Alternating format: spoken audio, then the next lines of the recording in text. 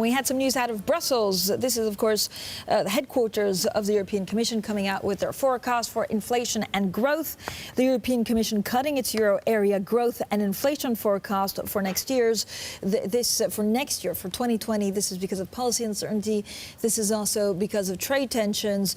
And this basically strengthens Mario Draghi's case for further stimulus measures, Tom. So we'll have plenty more, of course, on the European Commission. We'll have plenty more on inflation. Let's get back to Peter Chatwell of Mizuho. Peter, I don't know whether this is a huge surprise, given the trade tensions and the impact it's had, especially on the German economy. No. I think the forecasts are in line with expectations.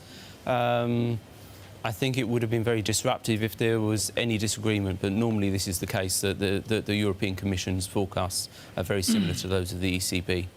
OK, what does it mean for euro? If you look at euro, dollar, is dollar too strong? Is it overvalued? Right. Fundamentally, I believe it is.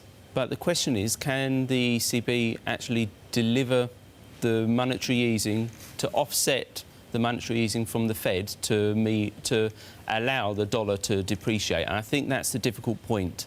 So I'll reiterate that this is a currency war. FX behaves very, very bizarrely in a currency war scenario, and also monetary easing is very ineffective in a currency war scenario. So you've got to think about who's going to be effective in getting their currency lower with their easing. Probably no one.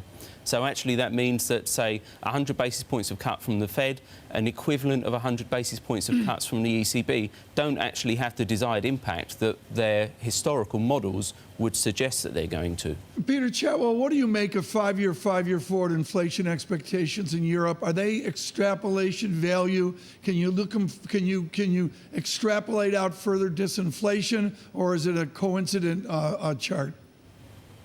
I think it would be... Monetary policy makers would like to say it's coincident, but I think it's very, very sensitive to growth expectations, but nevertheless, which have been skewing it to the downside. But I would much more trust the market's five-year inflation forecast than the central banks.